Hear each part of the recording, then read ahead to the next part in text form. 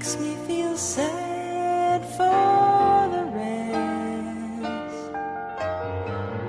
Nobody does it half as good as you. Baby, you're the best. I wasn't looking, but somehow you found me. I tried to hide from your love, but like heaven above me, the spy who loved me is keeping all my secrets safe tonight. And nobody does it better. Though sometimes I wish someone could. Nobody does it quite the way you do. Why'd you have to be so good? The way that you hold me, whenever you hold me, there's some kind of magic inside you that keeps me from running, but just keep it coming. How'd you learn to do the things you do? And nobody does it better. Makes me feel sad for the rest. Nobody does it half as good as you. Baby, baby, darling, you're the best.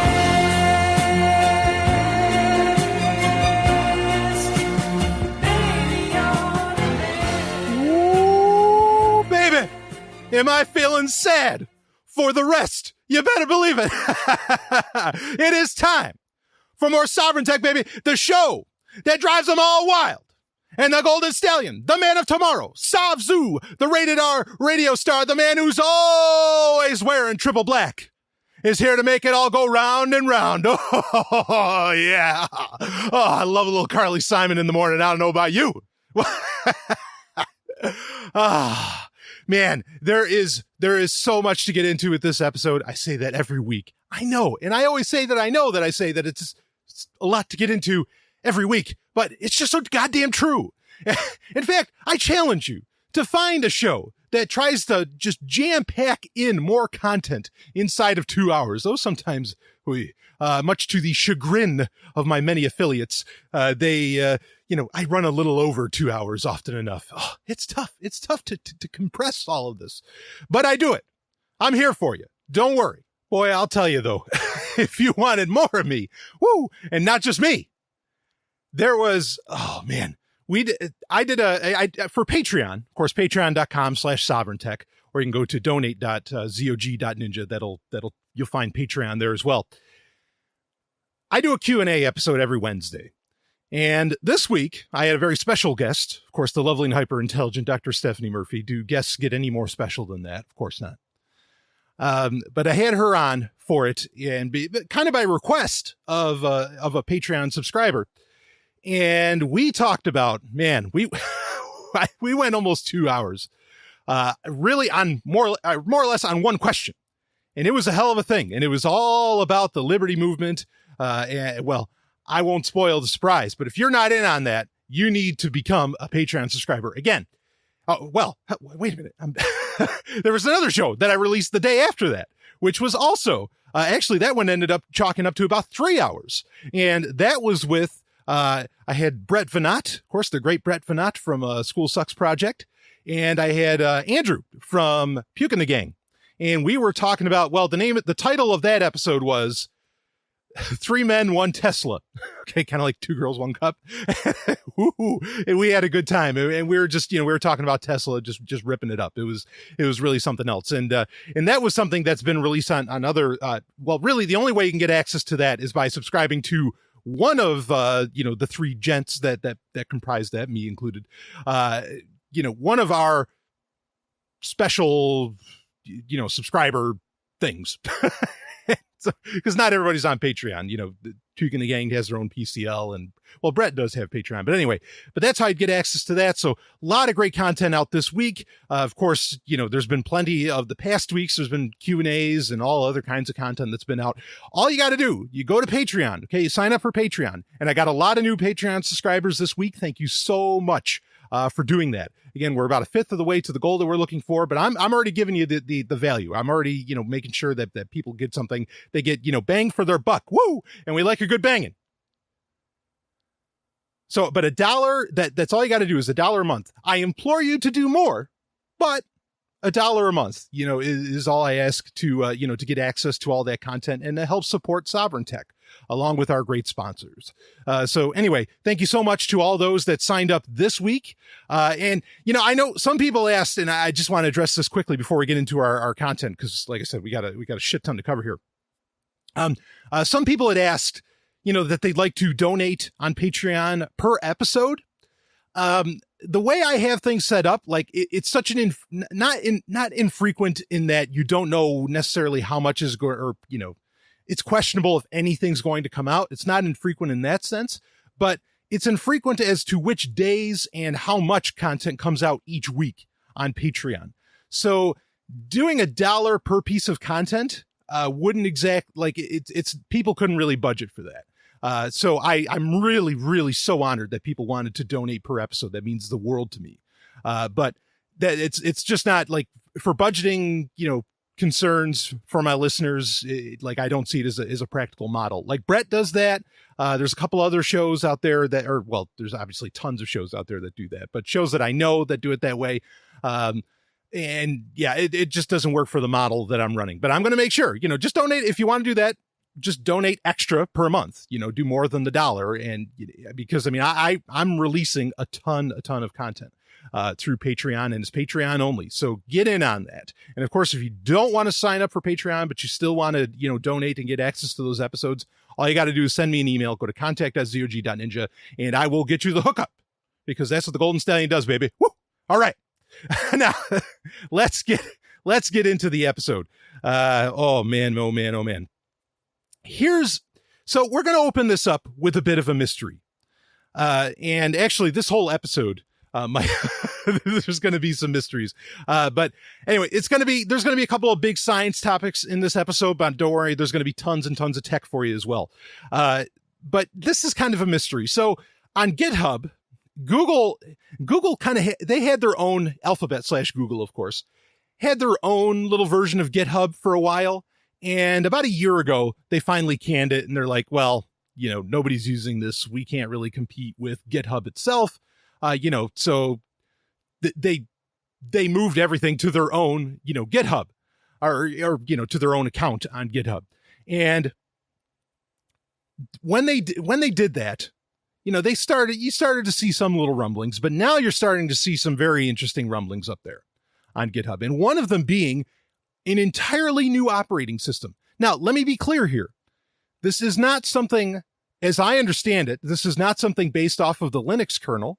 This is not something like, this is literally an entirely new operating system. Now, I want to talk a little bit about what we know of it, which is scant as far as details. Okay. But I admittedly, as much as I really kind of despise, Alphabet/Google, I applaud the creation of a new operating system, like a totally new operating system. I remember, this is like 10 years ago, maybe even before that, but there was a little while where a lot of big companies like HP, and that's the one I can remember in particular, and others were like, yeah, we're coming out with our new operating system. Of course, a lot of times they never even did, but regardless, it would always say at the end of it, and it's based off of the Linux kernel. I'm like, no, fucking come out with your own goddamn, your own kernel. Let's, really do something from the ground up. Make a really new operating system. And no one's really done it, but now here's Google more or less coming out and doing it. Now, I mean, there are other ones out there. There's, not React OS. That's a new operating system, but that's designed to handle Windows binaries. But there's the Rust one. Not for some reason, the name of it is escaping me at the moment. But there is an entire operating system getting built that's based upon the Rust language, which I think is incredibly exciting. We talked about it on Sovryn Tech in the past. I just can't think of the name. But anyway, so Fuchsia OS is what it's called. That's the code name for it right now. Of course, fuchsia is the fusion of the colors pink and purple. There's some argument around that some people want to say that there is a hint as to what exactly this operating system is, because there's the idea that fuchsia really isn't a color per se, but it's a color concept in that it is the merging of two contrasting colors, like two very contrasting like color styles, whatever. So it doesn't necessarily have to mean pink and purple. I don't know. I mean, that's really reading deep, and that's far more an artistic argument than I am not that kind of an artist. So I couldn't exactly say. But what we do know is that it's a real-time operating system. Now that's exciting too. This is also something I've been clamoring for years on Sovryn Tech. A real-time, so you more or less have two different types of operating systems. You have a real-time operating system, or you have a general purpose operating system. And the difference between the two is a general purpose operating system is what you're used to largely what you're used to when you use a desktop like Windows or OS, macOS, or even Linux and all that. And a general purpose operating system is something that, well, all right, a real-time operating system, I'll explain that first, is something that when new data comes in or when new data is being handled, it gets handled instantaneously. It does not get pushed off into the background, and it gets done right now. Like if a process you start running in a piece of software or something, then all the operating system is doing is running that piece of software. Now, a real-time operating system can do a degree of scheduling, but largely when something needs to start running, it starts running instantaneously, and all other processes more or less, stop, other than, what the various things that the operating system itself can do and handle. But with a general purpose operating system, you can multitask. Not to say that you can't exactly multitask with a real-time operating system. I mean, that's getting into a bigger subject. But just for the sake of simplicity here, a general purpose operating system, you're running like a bunch of different apps in the background, and they're all kind of running on their own, and they're all separate processes and all this. So that's why it gets called general purpose. So those are the two different ones. Now, Fuchsia OS is a real-time operating system, and I think that's exciting, and I think there's a lot of possibilities with that. In fact, the way I used to talk, or one of the reasons I wanted a real-time operating system, is that I thought it would have been cool for a blockchain in its entirety to be a real-time operating system. And just to keep handling whatever gets done on it, and that's kind of like a blockchain. That's kind of the idea. And I know. Well, I'm not going to get into that. That's a long story. But anyway, I just want to giving you a little bit of history that we've talked about real-time operating systems before on Sovryn Tech. Now, what do I think that this is all about? There's some people saying, some of the theories going, and I think these are largely wrong. But there's some theories that this is that Google OS that I think was Recode or the Wall Street Journal was talking about a year ago, where it's going to be that fusion of that really it's not like I think the idea that it's a real-time operating system kind of shoots this notion in the foot. But anyway, the idea is that it is that combination between Chrome OS and Android, like that. This is that merging of that Google OS that everybody's been talking about. And I don't know. I think Google OS is a thing. There's a lot of evidence, like the Pixel C is a lot of evidence that there is this merging between, Chrome OS and Android itself. But I don't think that that's what this is about. My best guess, just based upon the fact that it's a real-time operating system and based upon the fact of much of what Google has talked about that they will be releasing, I feel like this is going to be, this is going to have to do with VR, with AR and VR. In fact, this might be what runs Magic Leap. Because, with virtual reality, that's exactly what you'd want. You want this base level operating system, and then you'd need a real-time operator, or you don't need it, but it could be advantageous to have a real-time operating system that is just constantly taking in the new data, say, around you, or that you're interacting with, in a virtual space. And with virtual reality, you don't really need to run a bunch of apps. You might just be on a single experience, deal. Sorry, folks, it's still a little early. That's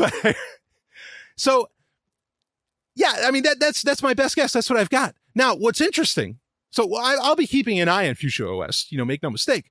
But what's interesting here is also that Google just announced yesterday, of course, this is being recorded on Saturday. This is August 20th, 2016.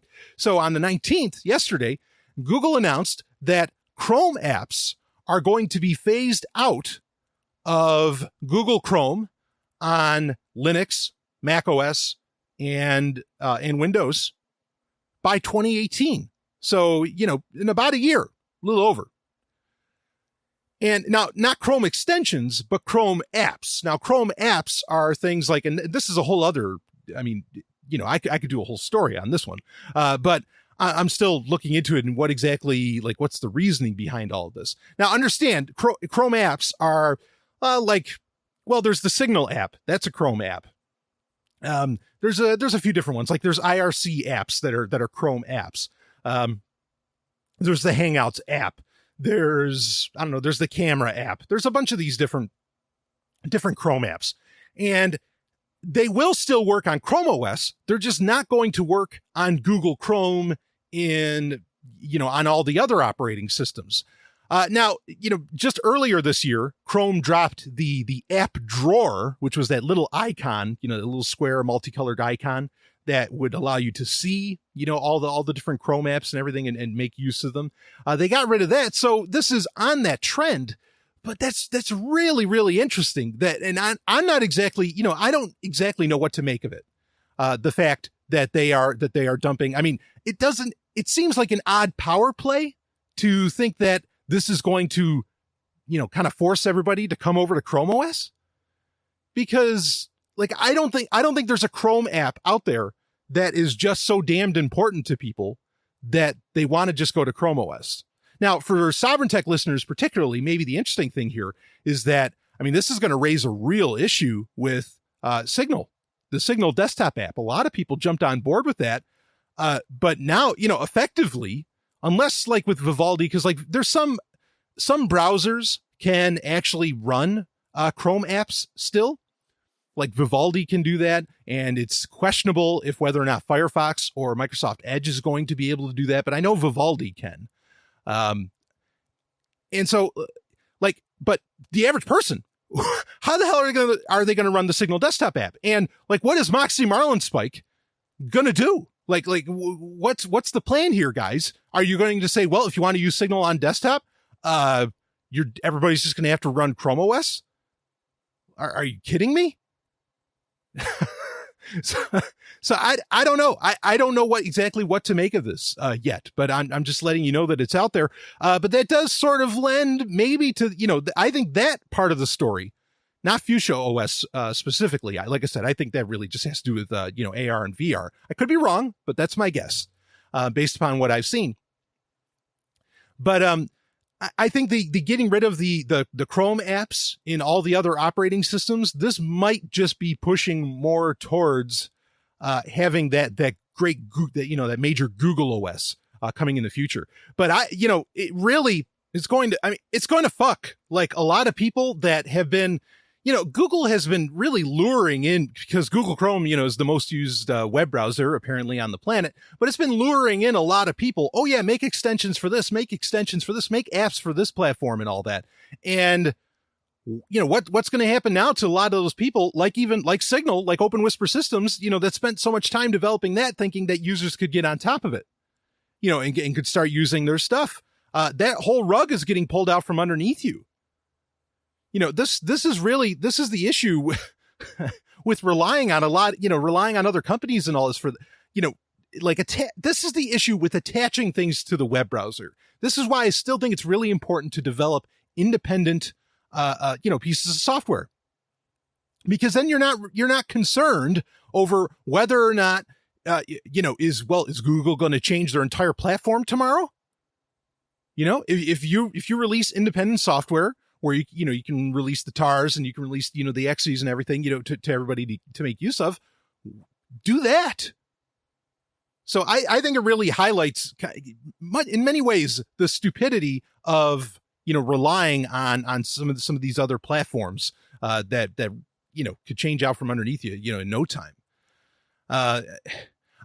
Because I don't know, I understand maybe you'd want to think, well, what if Microsoft suddenly made it impossible to run, a standard piece of software on Windows, like I mentioned, having an exe, and doing the install and everything. And they force everybody to go to UWP, they force everybody, okay, no, everything that runs has to become a universal app and it all needs to be, installed through the Windows Store. Well, Microsoft has software that allows you to more easily convert regular pieces of software that we've been using for 20 years into a universal platform. I'm not defending Microsoft. I'm not defending UWP. I'm just saying that at least there's the option to more easily convert into that, as to where I can't imagine that Google is trying to make it easy for people. Well, this is how you can spin away from everything that you've been doing. I mean, if you're a good enough coder, I would hope, you're able to at least convert what you have, say, to the .NET framework, or go to something, develop it for macOS or Linux or whatever. I would hope. So I don't know. I this is kind of ugly. I really feel kind of sketched out. I don't know exactly what they're trying to do here. Like I said, opening up with a couple of mysteries as to, this really shocks me. I can't admit why stop this? Not that Chrome apps are necessarily that popular, and understand Google's not getting rid of Chrome extensions. Those extensions are still a thing. But the apps are going away unless you're using a Chromebook. Of course, maybe the hint here is that, Google is, there was some other talk this week, that Google is really, like Google Chrome, especially on mobile, is pushing far more towards, using more web-based apps. And so maybe getting rid of the Chrome apps is just kind of pushing everybody towards making everything more of a web app. And so they're going to have like a totally new platform where instead of it being a Chrome app, it's this web app. And of course, the ultimate realization of that is that on your Android phone, you won't have to ever install any other apps. Everything will just run through Chrome. So maybe it's pushing towards that. Anyway, it's a bit of a mystery, and I spent way too much time talking about it because I've got a ton more to get into. But it is interesting. There is a new operating system being developed. What'll happen with it, I don't know. And it's kind of shocking about the Chrome apps. I won't spend much time on this, but I put a link in the show notes if you want to find out more about it. There is a team out of the University of Michigan's Wolverines. Well, you got to watch movies to know that one. Anyway, but seriously, University of Michigan, they have developed a computer that's pretty much the size of a grain of rice. A little piece of rice, very, very small. And the damn thing is about as powerful as a Commodore 64. I cannot believe that. And it is a computer, it does processing, all that. Mainly it's loaded with, or it has little sensors on it, even cameras and all this. Very, very tiny. And they've already said they could even make a smaller one. But it's called the Michigan Micro Mote. It's the M3. So it's 1 millimeter cubed. It's amazing. Like a lot of people are anticipating its use, in the medical field. It can be used for various analytics and all this stuff. I am reminded when I heard about the M3, this is obviously you're not going to plug in, there's not a USB port on it. No shit. It's the size of a piece of rice. But when I first heard about it, I was like, I've heard about this sort of thing, like out of DARPA. In fact, I remember in Ray Kurzweil's The Singularity is Near, he talked about a lot of the projects that DARPA was developing. One of those things was smart dust, to where it was dust that, say a plane or something could drop into an area loaded with sensors, and it could give you an entire map out of the field. And, I mean, the privacy the lack of privacy implications of that should be obvious, that you could just drop this, bit of dust, and suddenly you have this complete mapping, and tons of information. You have temperature, you have photography, you have all this different information about this one area. And I heard about the M3, and as exciting as the idea is of a computer that's the size of a piece of rice, that's as powerful as a Commodore 64, as exciting as that is, yeah, the military implications of that got me really worried. And I know that's nice that they said, well, it could be used, for medical purposes and all that, to scan and do, analyze the inside of a body or something. I mean, all of that is very, very interesting. But like so much, when governments get involved, or when governments are out there, yeah, you got to wonder a little bit. But anyway, it's a thing. There it is. And like I said, they can get smaller. I grant you, if you dropped, a bunch of rice, maybe that would be, people might be able to see that, and maybe enemies would, or, terrorists would be able to identify what it is, but they could go even smaller. So I don't know. And even the size of rice, come on. So that's out there. And speaking of Google, they did finally release Duo. Now, they didn't release Allo, which is their text messaging one. And speaking of Moxie Marlinspike, which you did earlier, that's the one that uses the Signal protocol. But of course, to be able to use everything that Allo does, you can't have the Signal protocol on, but whatever, it's there. But Duo was the video chat app, and that did come out, and I messed with it. This is the one that also had that kind of that questionable knock feature, to where you could see, before you answer the call, you could see who's, what the other person on the other line is doing. And of course, there's big concerns about that, because if you're forced to see the knock, and whether or not you choose to answer the call or whatever, somebody, might flash you, or, just do something, perhaps crash, while they're waiting. You can turn off, I did notice looking into it, you can turn off the knock feature. We didn't know if that was going to be possible or not, but we do know that now. You can turn off knock. And supposedly in the future, they're going to allow for audio only calling, which is interesting. But anyway, I checked it out. There's nothing really, it's not like anything that special. I thought the most interesting thing about it, and it is encrypted, just kind of like FaceTime is. That's a good thing. I thought one of the more interesting things about it was that it supposedly can work on a 2G network. It can work like on Edge. I've yet to test that, but I am interested to hear the results of how exactly that works. Like, what are the real world, use cases? How well did it work in the real world? So we'll see. I'm sure somebody's going to do it. Maybe it's somebody out there has already tested it, and I just haven't found it. So if you know of somebody that has tried it, or you are willing to try it yourself, you happen to be in an area where 2G is the thing, I would love to hear from you on how exactly that worked out. But it really brought to mind for me, like the whole idea of video calling from a phone. This is something that has been a dream in science fiction forever. I mean, literally, seemingly forever. Like, 2001, they did this sort of thing, in the movie, which is an interesting, I think that's an interesting scene when Dr. Floyd, Hayward Floyd, is calling his daughter from the space station in 2001, because he says in that, like, this is just a side note, because he asks his daughter, "What would you like for your birthday, honey?" And she says, "I want a phone." And he says, "Oh, we have plenty of phones. We have phones all over the place." And like, I don't think people realize just how prescient, that was when that movie said that in the 60s, because now it is true. There are phones everywhere, like literally everywhere, in every pocket. So, and for a young girl to want a phone, like that's, yeah, I wonder. Maybe there's nothing. Maybe it's just referencing, wanting to have your own line. That used to be a thing in the 80s and 90s, is, teenagers wanting their own phone lines in the house, right? But anyway, but it made me think about this, because one of the things that I remember, a show that really, really showed off, that showed off a handheld and also showed off handheld communications, was Tech War. This is the show based off of the great William Shatner novels that came out in the 90s that starred Greg.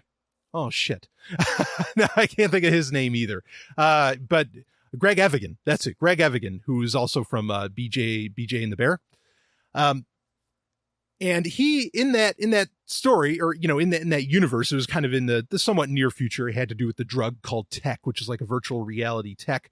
This show overall, I think, was very, very much on board with what the future would end up kind of looking like. If you've never seen it, do watch it. William Shatner is often in it. Of course, he wrote the story originally, but he plays the character of Walter Bascom in it. But anyway, in that, every time they have they do a video call, it's interesting because, and this is something I think that needs to be implemented. A lot of times it would be like the face only. And sometimes it seemed like that the video app that they were using, we'll say, and again, this show came out in the 90s. The video app that they were using would fuzz out the background, would hide the background for privacy purposes.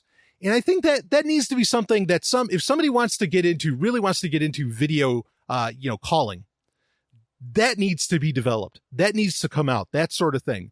Kudos to the team that were developing for Tech War, that kind of implemented that, because I think it made it a little more palatable. And I think that was true for a lot of in a lot of science fiction when they would show video calling of some kind, where there seemed to be it was a very narrow field and it would largely respect the privacy of whatever was happening around the person. So that's, well, anyway, Duo doesn't do that, but something should. So for the sake of all of us. All right. What else do we have here? Oh man. All right. I got to get this out. I mentioned it a couple, maybe 2-3 weeks ago, but there is a podcast I want you to check out if you have not. I put a link in the appendix of the show notes. This is episode 189, almost to 190. Woo! That is just so good. In fact, the past couple episodes have been about personhood. Oh man, it's right up my alley, but it's a science show. It's all about science. It's called the Illumination Hour. And the host is Ellen Stallone, and she has it going on. You've got to check out this podcast. It's only a few episodes in, so if you want to catch up with everything that's been talked about, now's a good time. Just tons of great stuff. There was one episode that was about aliens, and where she pretty much said, which is what I've been saying on Sovereign Tech forever, that we're never really, humans are never really going to get past the solar system. How is that even possible? It's so many great things talked about in this show. But the past 2 episodes had been about personhood, and they were just dynamite, talking about moral standing and everything. Oh, that was good shit. So please, please, please do go to, it's Spreaker.com/show/illumination-hour, if you need me to spell that out for you. But the links in the show notes, hit that up. It is so damn good. I love that show. And it's amazing for such a new podcast to sound this good right out of the gate. The production value is top notch, in my opinion. So do check that out. Anyway, we mentioned Allo. But now I'm going to mention Alloy, or Alloy. I think they're actually pronouncing it Alloy, but it's Intel's Project Alloy. Now, this is interesting because there was... Intel was holding some kind of conference, which Gamescom is going on right now too. So there's always a million conferences. Even if I wanted, I know some people have said, would you consider attending conferences? Well, maybe in the future, that I might turn that into a Patreon goal or something, to where I could attend these conferences more, unless I get asked to speak at them, then, I'm happy to go to them. Anyway, so Intel was having an event, and they brought up Project Alloy. It's spelled alloy, but every time I've heard other people talk about it, they said Alloy. So whatever, I'll say Project Alloy. And this is a virtual reality headset, and the entire computer, we talked about, AMD is doing something similar to this, but there's some key things that this has that AMD's development does not. So the entire computer is in the headset, and I saw it. It's not the biggest headset out there. But with it, everything's built in. So I'm guessing the headphones are as well, all this different stuff. And it runs off of Microsoft Holographic, which we've also talked about in previous episodes of Sovereign Tech. This is the version of Windows 10 that is going to power all the different AR and VR aspects that Microsoft has going on for themselves. Of course, the most famous of that being HoloLens, of course. And so it'll use that, which that's interesting because, that means that you effectively have in many ways, a Windows 10 computer strapped onto your face. But now here's where things get really interesting, is that the unique thing that Intel is doing and that they have is they have the RealSense technology, which is, various cameras and sensors and all that, which is used, RealSense cameras. You may have heard of those before because that's what Windows 10 uses to do Windows Hello, which is where you can log in, with facial recognition and other systems. So they're using, this headset, this VR headset that Intel's developed is using all of these RealSense, cameras, sensors, whatever, to allow you to interact with your surroundings, much like, the HTC Vive does with Steam. So, it can map your room and everything. But also, here's what's unique, is it does not need controllers. It will, with the RealSense cameras and everything, it will actually detect your hand movements and your hand gestures and everything that you're doing. Or, so when you turn around, everything turns around with you. So this is really exciting because it is the computer itself. It does not need to attach to a desktop. It does not need controllers. This is the kind of VR headset that I've been waiting for. This is even better than what AMD was doing because I was excited about that. This is eons better because of these cameras. Now, I understand that, people will be concerned about a couple things. First off, they'll be concerned about, well, okay, you're wearing, a ton of cameras on it. Isn't that a privacy concern? Normally it would be. Okay, but there's two key things here. First off is that Intel is going to open source the hardware next year. So that's great. We're going to have open source hardware again. Fucking thank you. The second part is that, come on, it's VR. I love VR, but I am not game myself for VR being used, at least with giant headsets on, really outside of a room, outside of the house. It's VR. It's not AR. Of course, they're calling it merged reality. So I think they're looking at, with the RealSense cameras and everything, they are looking at, some concepts of AR being implemented into this thing. Okay, like if your girlfriend enters the room, you could see her come in. So, there's aspects of that. But this is really something, virtual reality, largely, in my opinion, is meant to be used within the home. AR is what's for outside and all this. So I don't really see the privacy concern in that aspect. I mean, if it gets used in that way, okay, yeah, I guess I get it. And I could certainly see where people would want to use that. It could be very interesting. I mean, you could walk around like Wolverine in Weapon X, with that giant headset on, you're running through the woods, right? But anyway, I'm excited about this. I think this is cool. And I love the fact that it's going to be open source hardware. That's a huge aspect of, okay, what's happening with your data. And that actually allows you, of course, to control where all of that data may be going.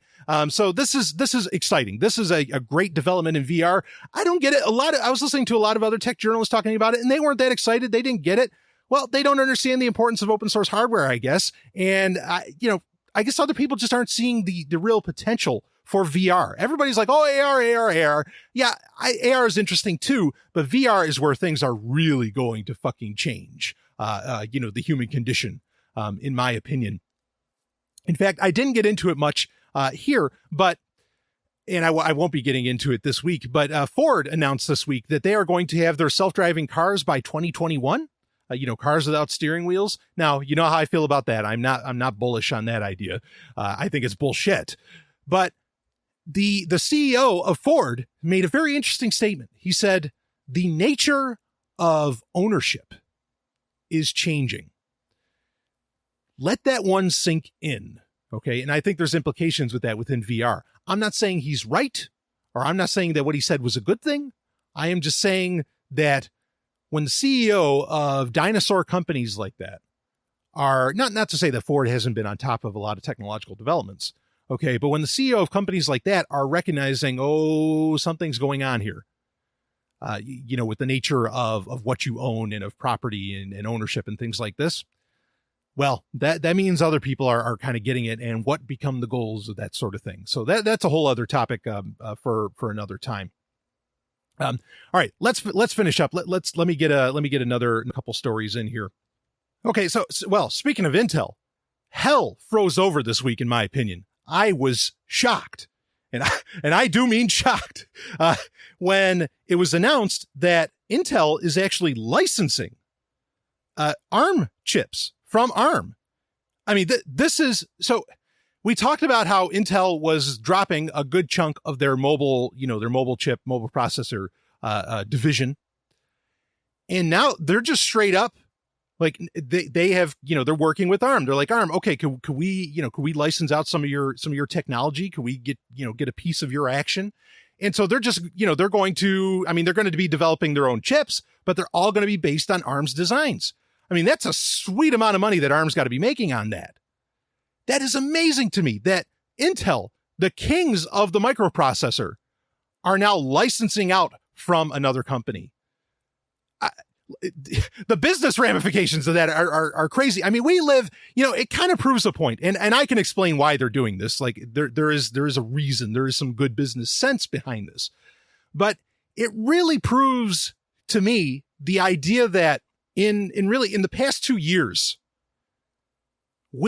every company, everything that you thought that like Microsoft was, everything that you thought Apple was, everything that you thought Intel was, everything that you thought all these giant companies were, is no longer true. They are not the companies they were 5 years ago. They're not the companies they were 10 years ago.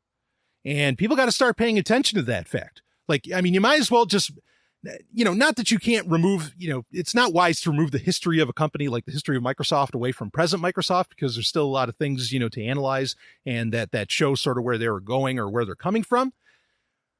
But at the end of the day, like the goals of these companies, what these are doing is just totally live in a completely, in many ways, a new tech landscape. Still the implementation of a lot of old ideas, but as far as like, what are the actors implementing these things?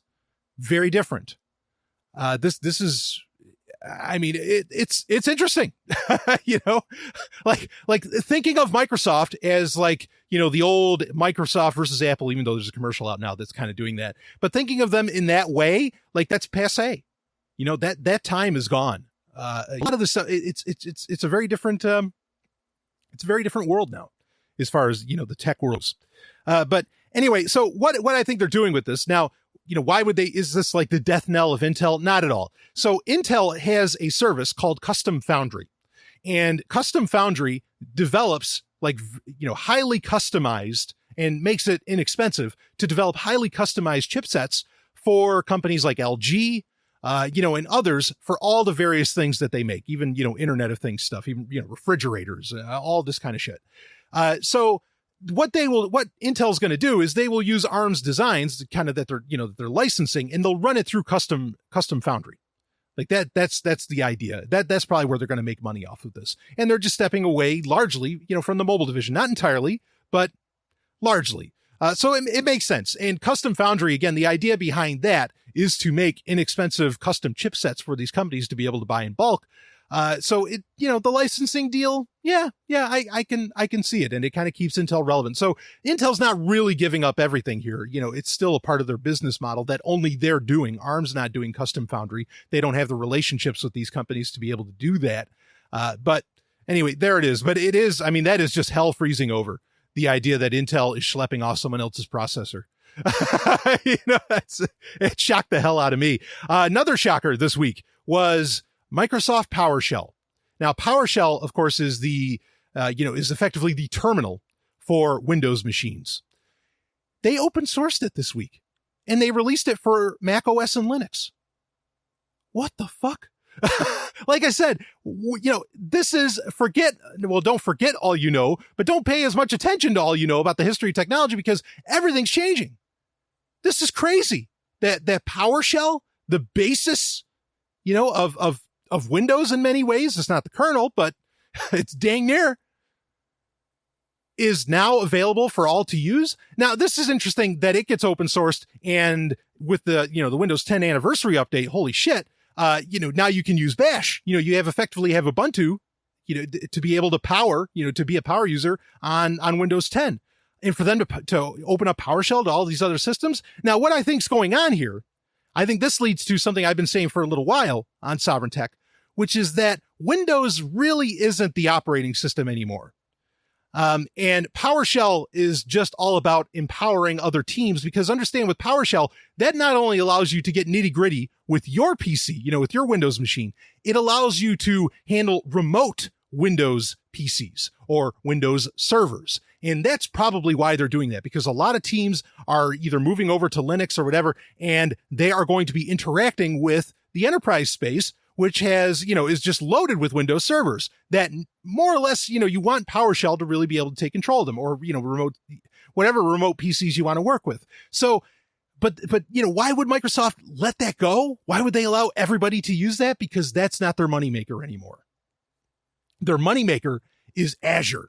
And maybe PowerShell's to be able to interact with Azure, better in the future. And they want every PC on the planet, or every computer, be it Linux running or macOS, whatever, to be able to interact with Azure in a better way. So I think this is all about, I've said this, and in fact, an engineer at Microsoft said it about a year and a half ago, maybe a couple of years ago. There's a good chance that Windows itself could become open source in the very near future. I think that's going to happen. That doesn't mean that they're not going to, I keep talking about Windows Midori, where it's going to be the subscription model OS to where they can still make money off of an OS, but Windows itself might become completely open source, because Microsoft's real moneymaker is Azure, and the real operating system, or the face of, the consumer facing aspect of Azure, which is all their servers, kind of like AWS, is Cortana. Cortana's the key right here. And I think handing over PowerShell is just them saying, look, this isn't the key to our, our money making in the future, or what we're doing in the future. So that shocked the hell out of me about PowerShell. All right. One last bit. The whole gold key thing that I talked about last week, episode 188 of Sovryn Tech, where there was a golden key that allowed you to get past secure boot on Windows machines. Turns out that's bullshit. That's not true. Their golden keys did not get leaked, nothing like that. There's still some concerning things about older versions of secure boot if you're using versions of Windows besides Windows 10, but that story ended up not being true. However, the point is still the same. Folks, we got to secure everything down. You cannot allow for backdoors, even if it's something that maybe makes life better for developers or something. Create virtual environments for developers if you want to do that sort of thing. Really do not want backdoors whatsoever, because there's still some issues with that. But I just wanted to say that the golden key thing getting released by Microsoft, it didn't happen. Anyway, let's go to the next segment. All right.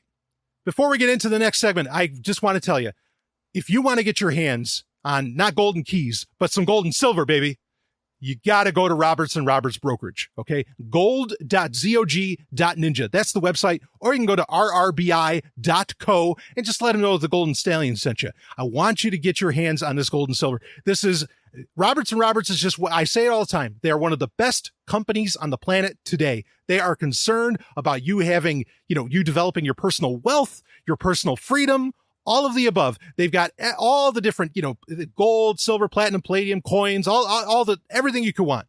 They're there for you. They'll even buy gold and silver off of you. Okay. And of course, the most beautiful thing is it is a Bitcoin preferred business. You can buy their precious metals with Bitcoin, and they want you to, because the owner over there, Tim Fry, one of the, just a class act. He wants to deal with you, and he understands the importance of efficient money, good money, sound money, like Bitcoin and like gold and silver. He gets it. He's one of us too. He's a total tech geek. He's right on board with everything. So I want you to go there. Roberts & Roberts Brokerage. Again, they're Bitcoin preferred. Don't hesitate to deal with them that way. They love it. Okay. And I cannot thank them enough for being a sponsor of Sovryn Tech. Of course, patronizing them helps Sovryn Tech in the end. So thank you, Roberts & Roberts Brokerage. Head over there, gold.zog.ninja. Get hooked up. Pixel, I'm being chased by assassin bots. I need an exit. Pixel!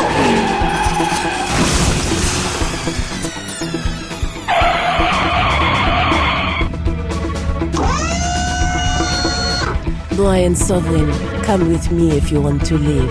Who are you? I'm Adelaide. I'll tell you more later. Get in the vehicle. Get in a car with a scantily clad and beautiful woman? Guess it's been my first choice before. Let's go. First choice. It is time for First Choice, where I cover the stories that get sent in me through the various channels available. Of course, go to contact.zog.ninja to find all of that. Now, I had 2 science stories lined up. I'm going to push one of those off to next week. The lead story that I had, because we don't need to add on, another half hour to the show this week. So I'm going to get into the other science story that I had that people were asking me about. And this is really interesting, okay? This gets kind of weird because it's not so much about science per se, about the science of what's going on. Well, I mean, it is, but it's more about perhaps the narrative around it, or, what's happening around this certain building, we'll say. And we're talking about CERN. Now, CERN, of course, is the base for the Large Hadron Collider, which is, doing all kinds of wild things. Of course, looking for the God particle. What an unfortunately named thing. And, this is the thing that everybody's so worried about, is going to create its own black hole and suck the Earth into it, and we're all going to die. So CERN, which is concerned, no pun intended, is concerned with the origin of the universe. Like that's kind of what it's looking into, how all of that works. And there was a very interesting video that came out this week about CERN. And that's what we're going to break into here. Not so much what CERN is doing, what they're developing science-wise, like there's some kind of new announcement or something, but this video that happened. Now, I linked to the video in the show notes, and what this video is, and believe me, we're going to get into a lot of history here in a second. This video is from somebody in, I guess, a hotel nearby, as I understand it, and they are taking a video of looking down at kind of the one of the main courtyards, which I think is more towards the entrance, perhaps, of CERN. I've never been to CERN, so I can't exactly say. And in this courtyard, now this is something I've brought up on Sovereign Tech before that I think is just damned fucking odd. Okay, in this courtyard at CERN, there is a giant statue of Shiva, the destroyer. The Hindu god, Shiva.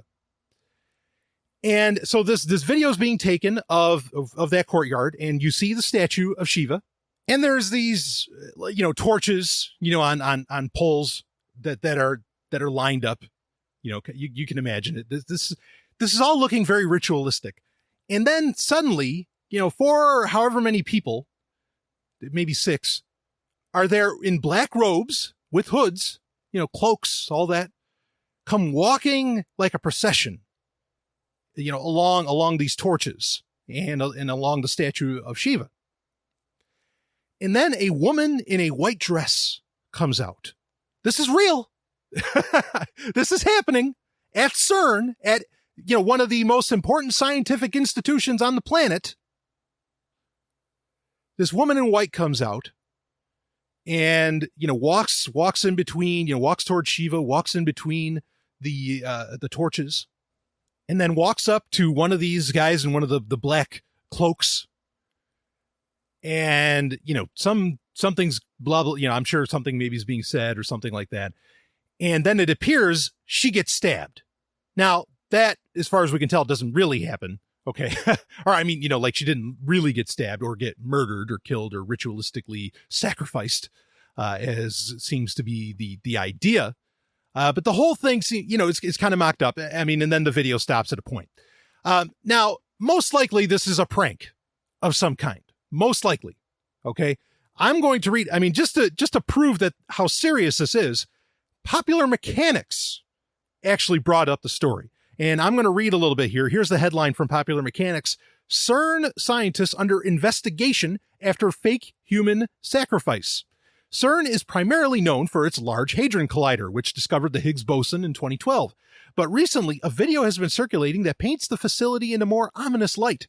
The video appears to show some kind of occult ritual being performed on CERN's campus that culminates in a human sacrifice. The video was filmed from the point of view of an observer watching the ritual from a second or third story window, who then flees while cursing profusely.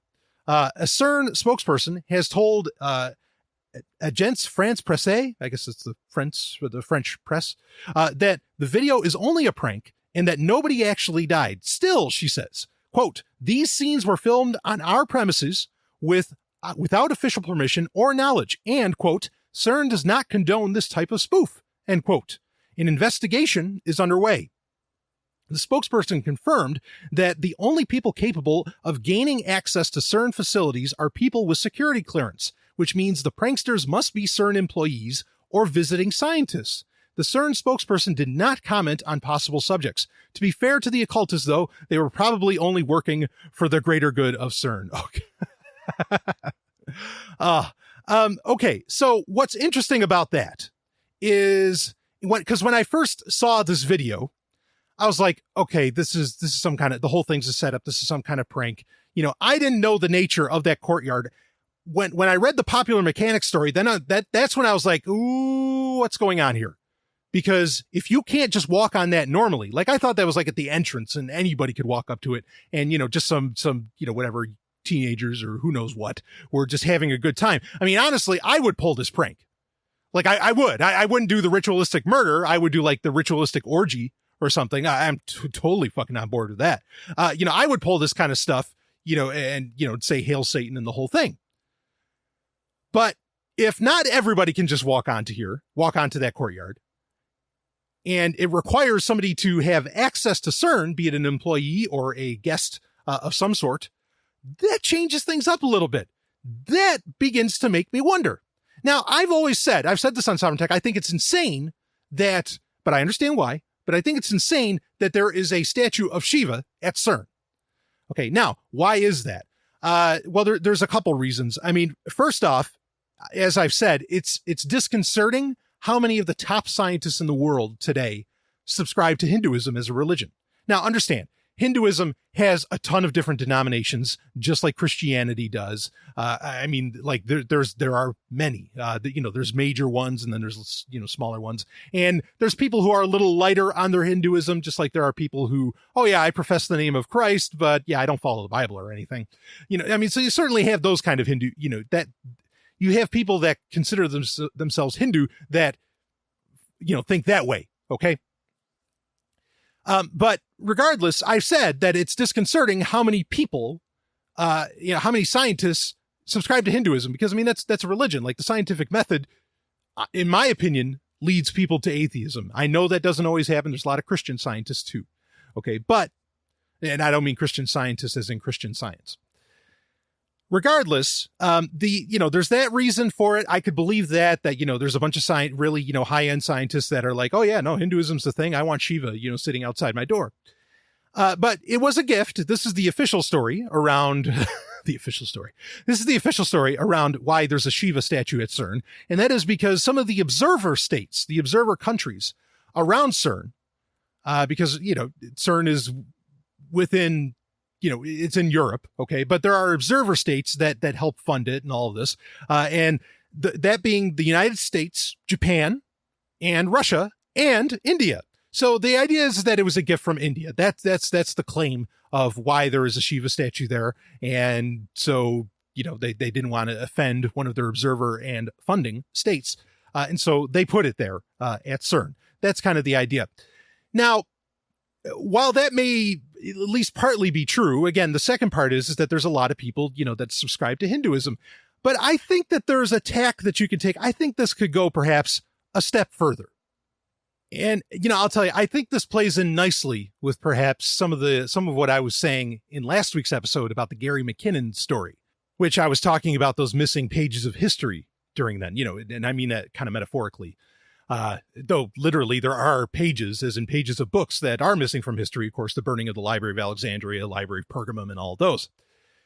But anyway, let's talk a little bit about Hinduism, and bear with me because I have a conclusion to deliver to you. Okay. Before you think, holy shit, the stallion's nuts.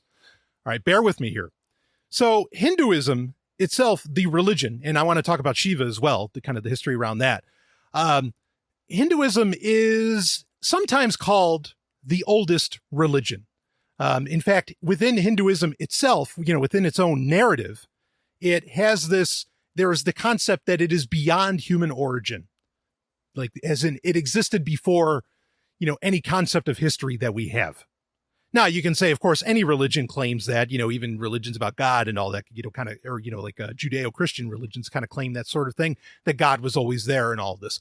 But now there's more of a hint of the idea that there was a history before human history that Hinduism, kind of originated out of. So there's a more literal sense on that. Not that there's just, the gods have always been there, but that there are a lot more stories to be told before, humanity came onto the universal stage, as you could say.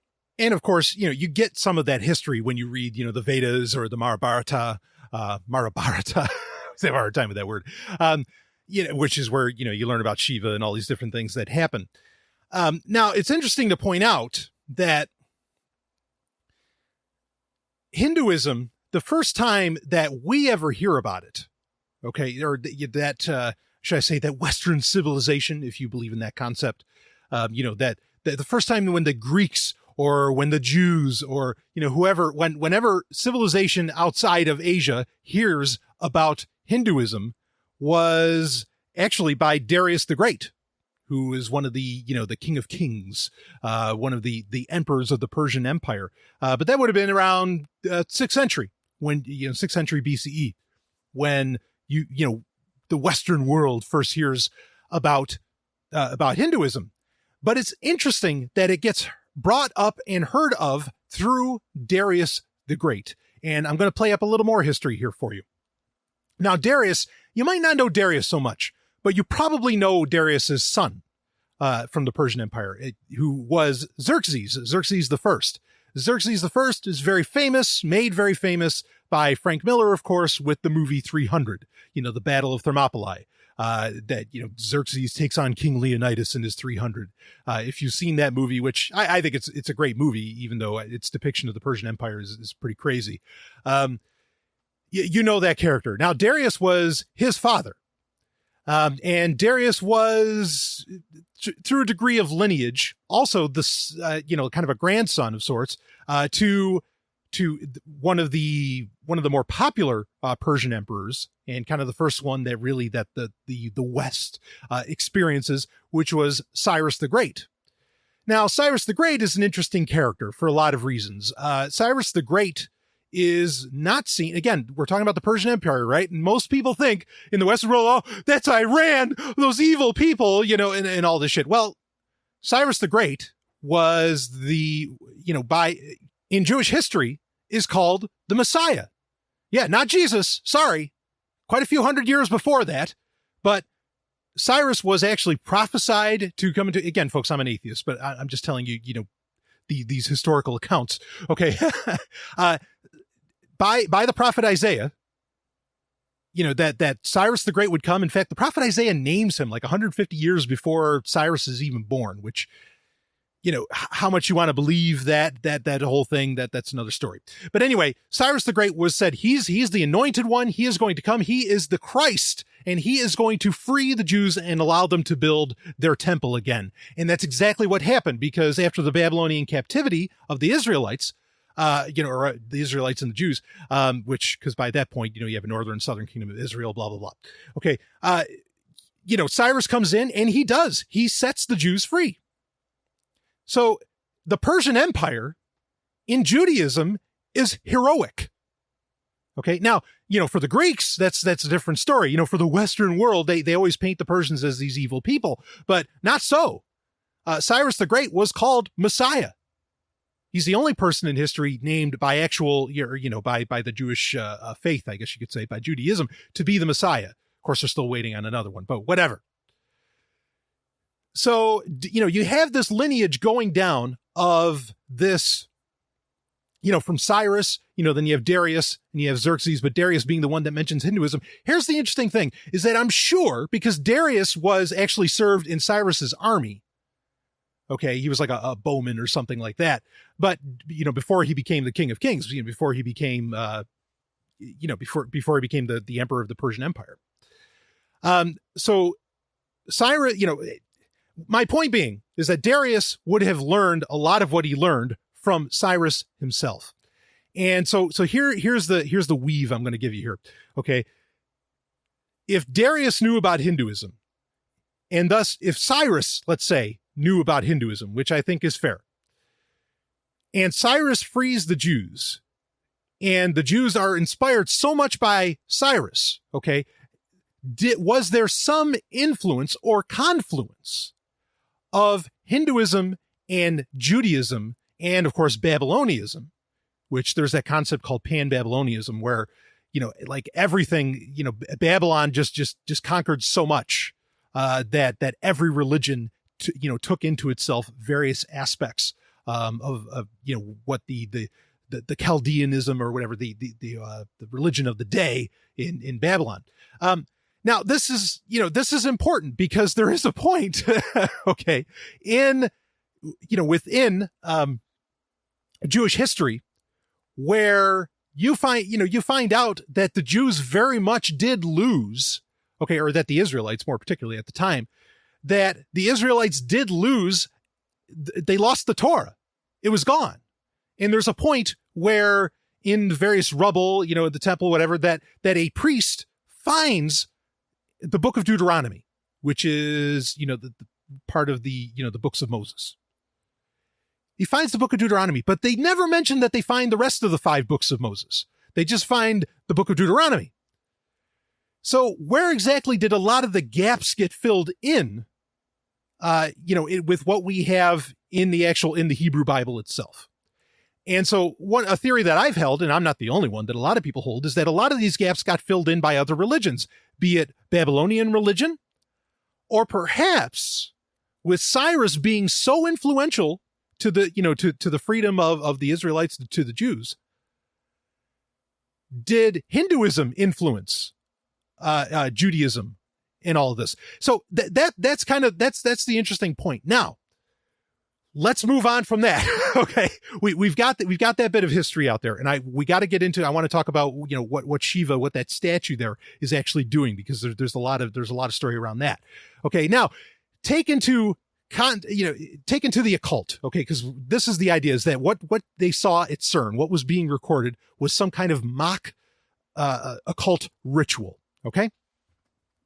The occult often gets kind of tied in, with Freemasonry. Like, this is where you get into all these conspiracy theories and all this, to where there's Freemasonry in there, there's Judaism in there, there's the snake, there's all these different symbols, fire, the serpent, and all of this. All of this gets kind of put together within it. Okay.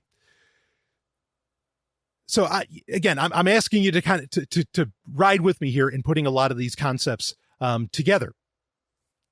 So bottom line being, would there be, say you attach Freemasonry, which people, attach Judaism to that, or even if you just think that there are aspects of, there's some people who think there's aspects of Judaism that is literally satanic. That is a long running theory, especially within Catholicism and some other Christian religions, which understand any mention of the occult really just means something that isn't Christianity.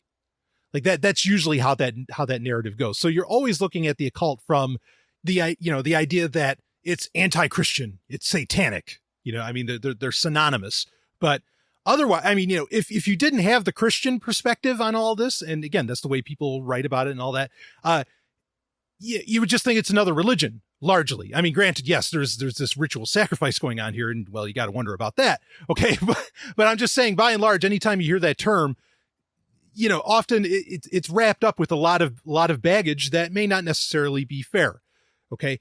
Now, so we have this occult ritual, the occult, let's say we attached the point I'm bringing to you, and I'm going to get into this with Shiva, is that Hinduism and the occult may have a lot of shared history, a lot of shared origins. And with CERN being about the origin of the universe, that really the idea is that what CERN is really all about, I'm not saying I believe this, I'm just saying the concept is that what CERN is really all about is actually trying to, forward this occult satanic plot. It's all this, trying to get to the origins of the universe and get access to all of the, another dimension and all these powers. It almost plays out kind of like Doom 3, where there was this alternate dimension on this development that they were doing on Mars, and suddenly demons came into the world, and it's all about these, evil humans that are trying to have access to these demonic powers, and all that, which, again, I mean, even those ideas have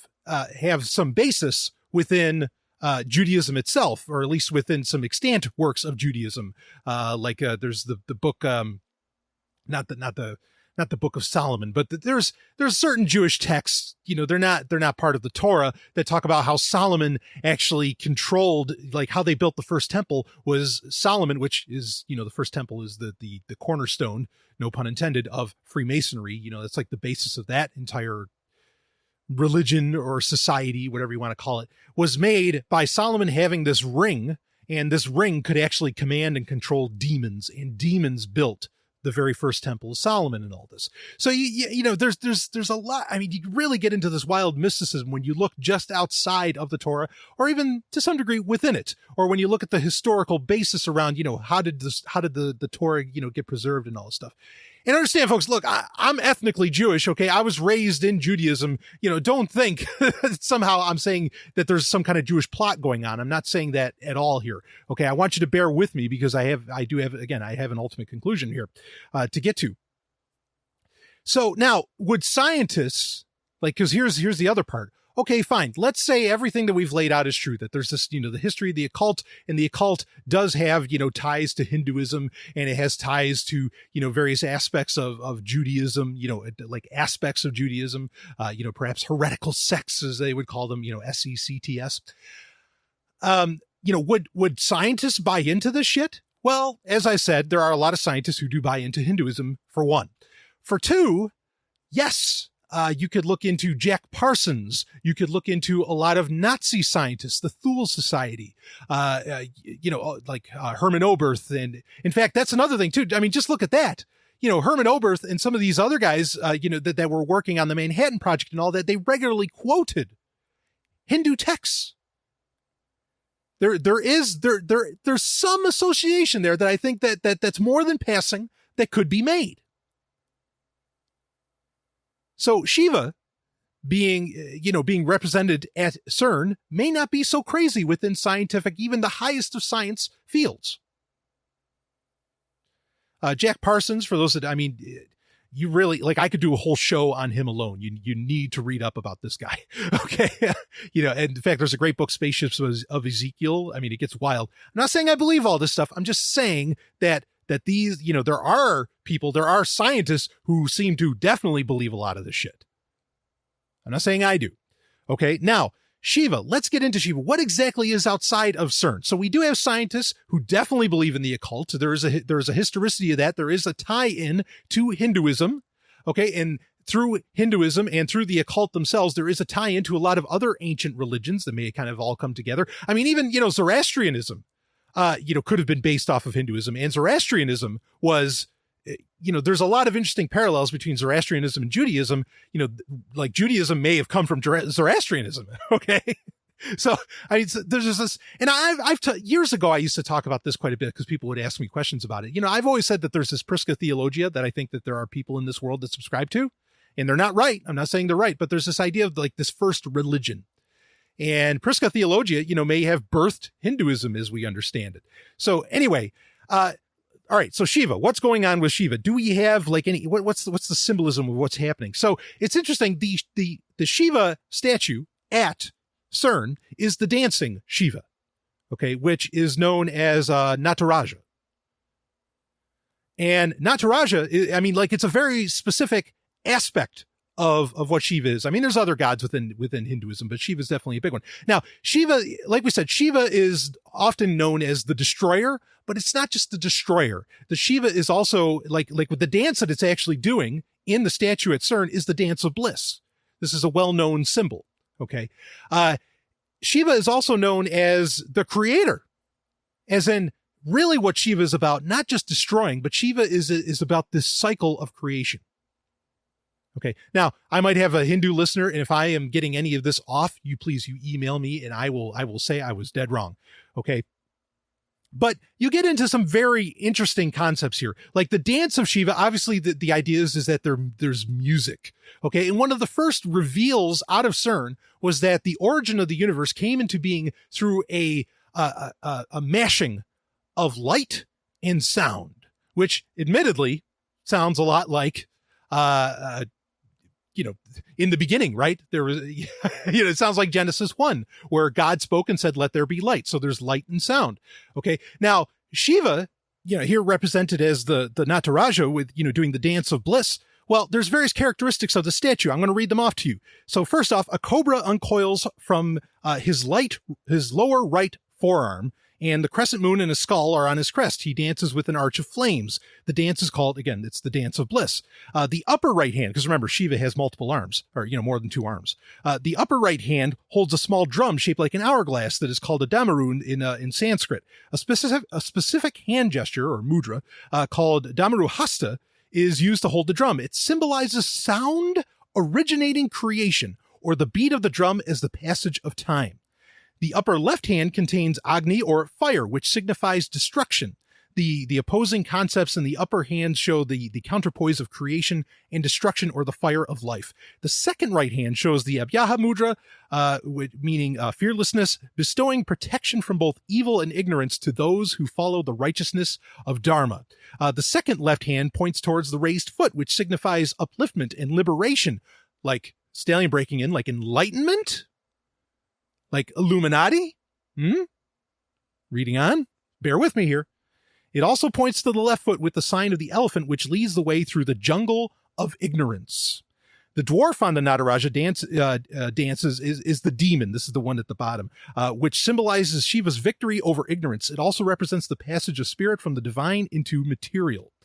As the Lord of Dance, Nataraja, Shiva performs the Tandava, the dance in which the universe is created, maintained, and dissolved. Shiva's long matted tresses, usually piled up in a knot, loosen during the dance and crash into the heavenly bodies, knocking them off course or destroying them utterly. Now, this is, the surrounding flames represent the manifest universe. The snake swirling around the waist is Kundalani, the Shakti or divine force thought to reside within everything. This also parallels the cords of life worn by Brahmins to represent the second rebirth.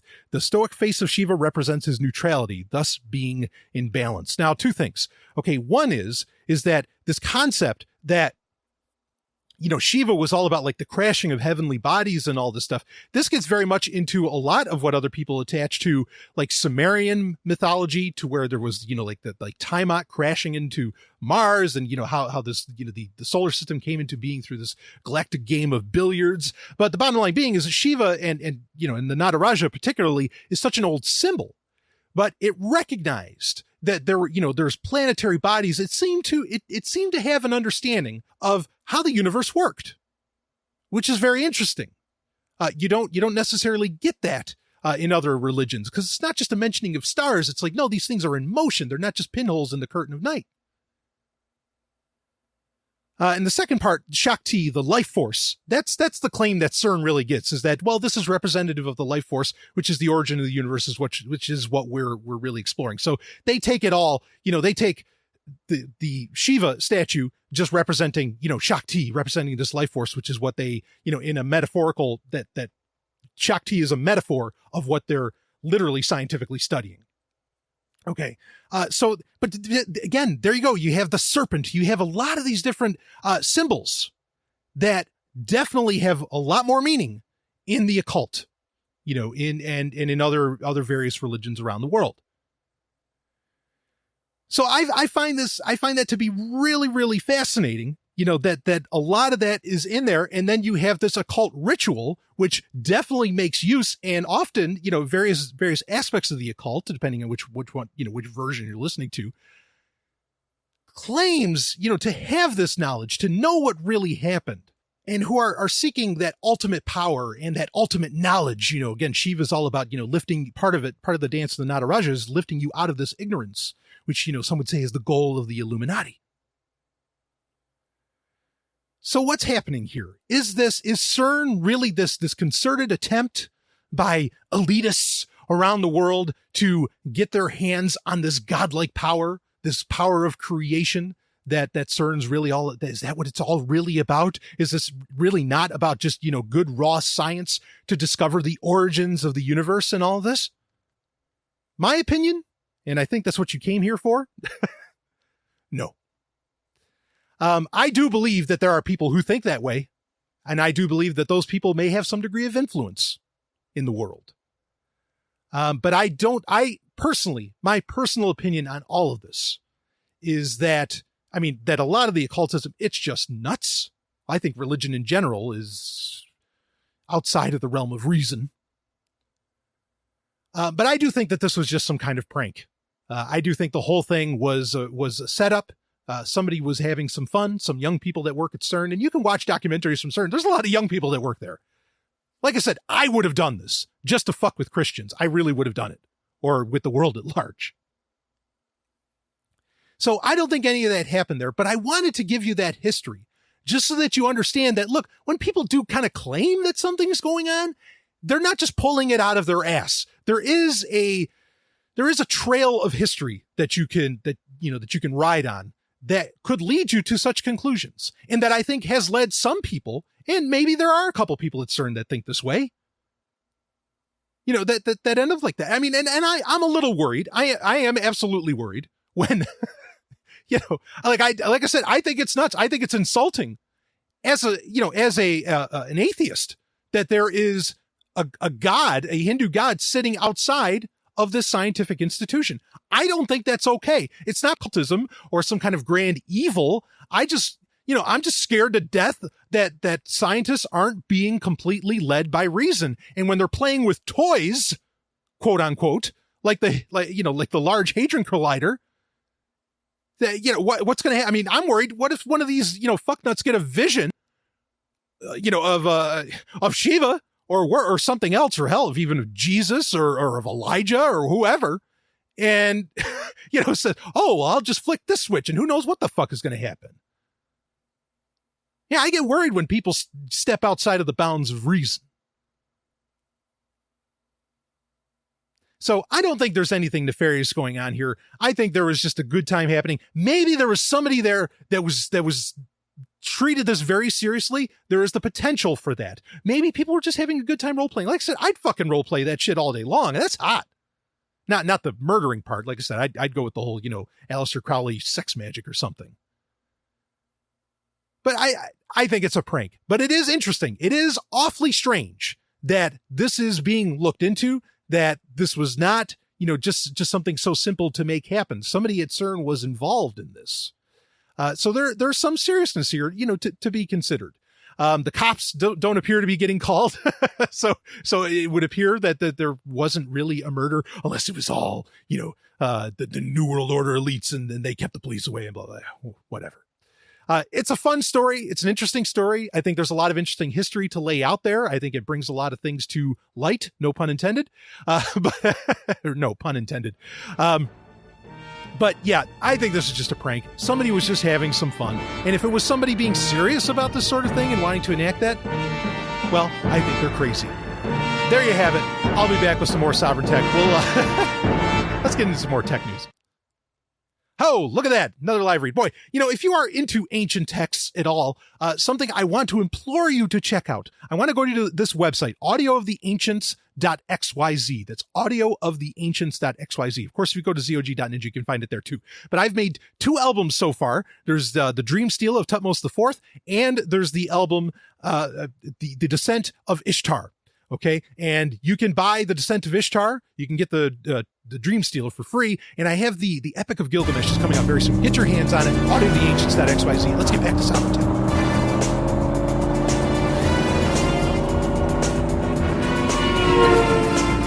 Whoa, hey, you want to slow down? I don't do slow. I move fast. Okay. Well, so you're French. Everyone in the future speaks French. Wait. The future? From 2099. Permanent Autonomous Zone, Osiris-1. You've been there. Oh, this isn't happening. It only thinks it's happening. How do I know you're from Osiris-1? RGP fingerprint Omega 746566666. Okay, you're legit. Hey, really, be careful. You drive like you're playing a video game. That is how you programmed me. Game Talk. It is time for Game Talk, where we talk video games. And before I do, please do check out audiotheancients.xyz. They are dramatic readings put to music, my music that I compose myself. And they're fun to do. I love doing them. I like getting these ancient texts out there because I think there's a lot to learn from them. But I like getting them out there so, in an engaging way that people can really listen to them without having to read through the boring. Well, they're not, I don't think they're boring, but I understand why some people think reading, older stuff is boring like that, but I try to make them interesting.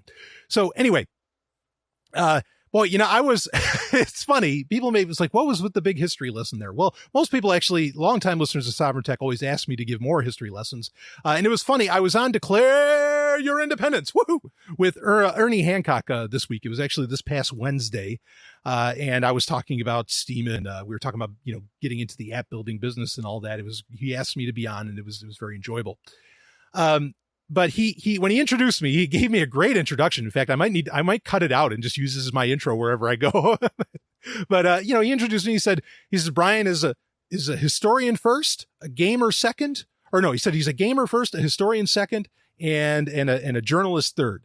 In that order, and that is absolutely the order of the day for me. I am definitely a historian far before I'm a tech journalist. So I guess just according to some people, I happen to be a very good one. A very good tech journalist anyway. I don't know about the other two. But that was very gracious of him to say. So anyway, I got a couple things I want to get into here quick for Game Talk. One is, and this has been hitting on something that has been a theme ever since really I brought Game Talk back, is that, wow, if you want to play some classic games, and I don't mean games that are made new, that are retro styled, because that's sort of what I do with my own video games at Zomi Offline Games, Hypercronius and Ninja Trek. I make them like the classic Final Fantasies. That's the kind of game I like. But today you get to play games that were literally made 20, 30 years ago. And that maybe never came to light, or in this case, this one's interesting. This is a classic Commodore 64 game, which, was my first computer. Well, I had a couple of the Ataris, but the one that I first really used was the Commodore 64. Anyway, but there was a classic game called Die Alien Slime. Not exactly a platformer, not really a roguelike. It's an interesting game. You want to check it out.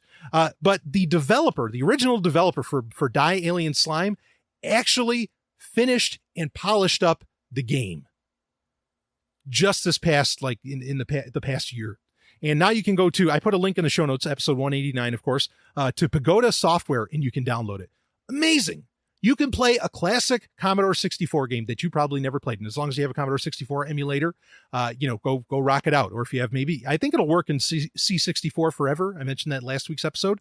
Might work in that. But I think that is so cool to be able, like I said, I could put myself in a bubble to where I only listen to, play, and watch things that are either from or direct sequels or related to the 80s and 90s. And it seems like I could do that forever. And that excites the hell out of me.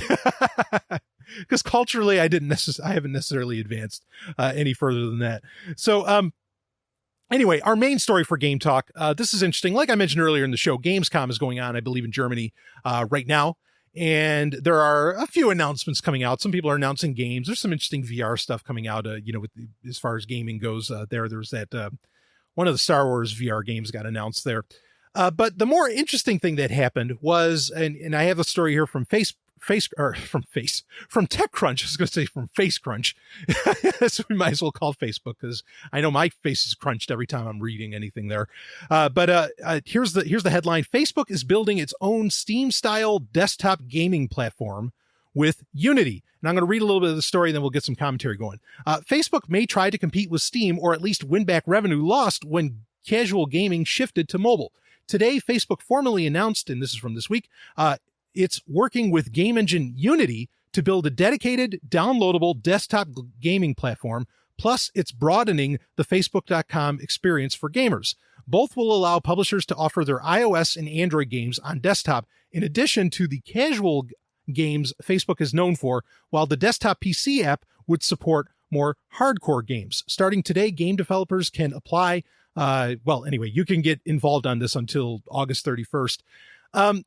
so that's the shtick. That's the basic point. Now, this is interesting. I'm not going to spend a lot of time on this, but here is Facebook creating.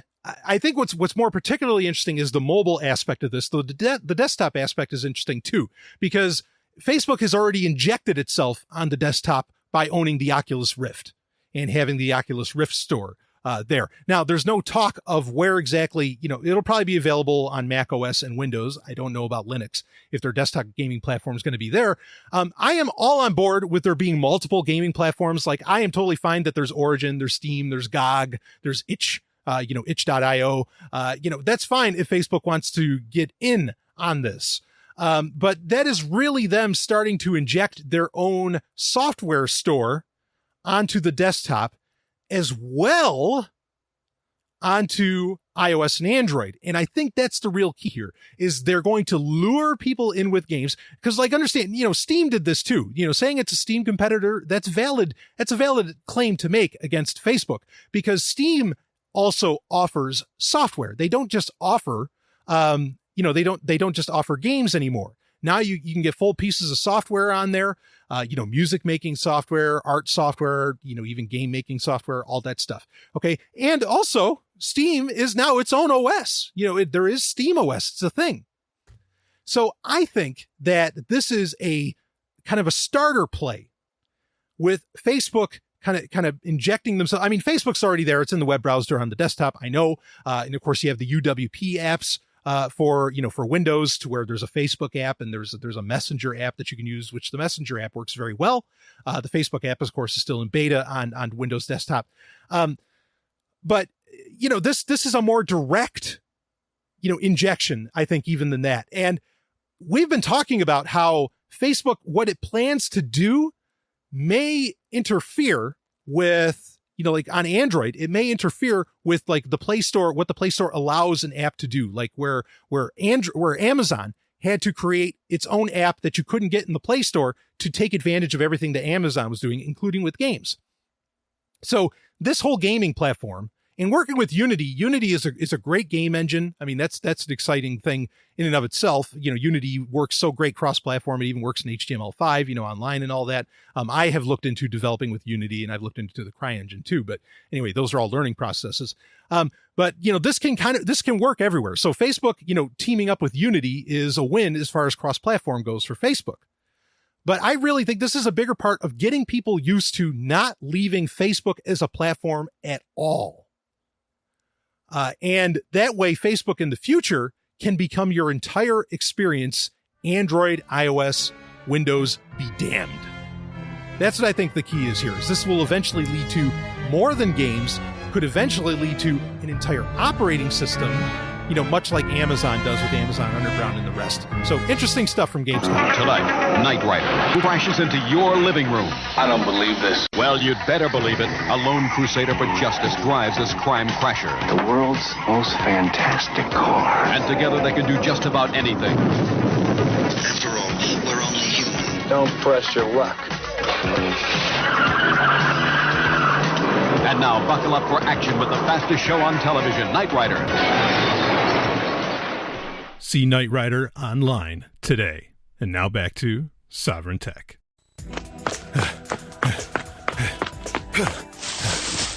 Pixel says it should be this panel. We need to hack into the control center to shut down all of those assassin bots. Well, you're the android. Can't you just jack in? Oui, but the way I connect is more like a jack off. Was that a joke? Hacking is no joke. Directly connecting certainly beats doing it with the keyboard. You're notorious for your love of cyber sex. Okay, now that was a joke. Just get hacking. A quick hack solves everything. HackSec. It is time for HackSec, where we talk issues of hacking and security. And oh boy, I want to get this out of the way. This week I will not be talking about the kind of the showdown between the shadow brokers versus the Equation Group, which of course the Equation Group is, I guess, part of the NSA.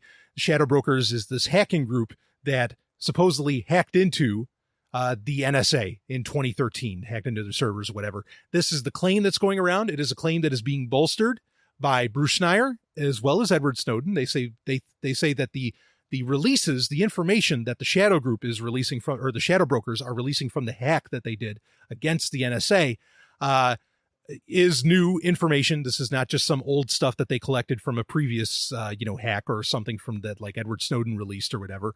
I will not be talking about this because, much like the golden key situation that I talked about last week, and that this week I had to say wasn't true, that Microsoft, that some researchers found out how to get past secure boot when a computer's booting up. Usually my policy is to wait and sit on it until more information is out there. And so I'm going to wait and sit on it until more information is out there. But much like the golden key situation, as far as we understand the situation now, which may change in the future, this is the danger of building in backdoors all over the place. This is the danger of, of a server run world to where, there are central points where everything can get access. Now, the NSA is not heroic by any means. I'm not saying that I necessarily have a problem with perhaps what happened there, because it's a public organization and thus information should be public, right? But point being is that, well, they're getting a taste of their own medicine. They're getting a taste of their own policy. Really, there you have it. So anyway, but I will wait to comment more on that as more information comes out, because it could turn out to be total bullshit and the NSA actually didn't get hacked in 2013. But what I want to get into is perhaps a solution as far as communications for, really encrypting communications in the best possible way. And unfortunately, it's being done by a state actor, and it is up to some debate, but this was announced. This is coming from the BBC, and it is China launches quantum-enabled satellite Misseus. And I hope I'm pronouncing that right. It was carried, China has successfully launched the world's first quantum-enabled satellite, state media said. It was carried on a rocket which blasted off from the Satellite Launch Center in China's northwest early on Tuesday. The satellite is named after the ancient Chinese scientist and philosopher Misseus. The project tests a technology that could one day offer digital communication that is, quote unquote, hack-proof. Of course, anytime you hear the word hack-proof, usually your response should be challenge accepted. But this might be the real deal, if it's real. How does it work? The satellite will create pairs of so-called entangled photons, tiny subatomic particles of light whose properties are dependent on each other, beaming one half of each pair down to base stations in China and Austria. This special kind of laser has several curious properties, one of which is known as, quote-unquote, the observer effect. Its quantum state cannot be observed without changing it. So, if the satellite were to encode an encryption key in that quantum state, any interception would be obvious. It would also change the key at that point, making it useless. If it works, it will solve the central problem of encrypted communications, how to distribute keys without interception, promising hack-proof communications, promising hack-proof communications. The encrypted message itself can be transmitted normally after the key exchange. And I'll explain this a little bit, once you're done with the story here. Has it been done before? Reading on. Not from space, making this launch experimental, but fiber optic quantum key distribution networks already exist in Europe, the US, and China. The signals weaken over distance, though, which this project is hoping to minimize by sending the signals mostly through space, keeping attenuation to a minimum despite the distances involved. But aside from the tricky physics, there is also the difficult matter of firing tiny subatomic particles at precise targets on the ground, across vast distances while traveling incredibly fast through space. There are good reasons this is the first attempt.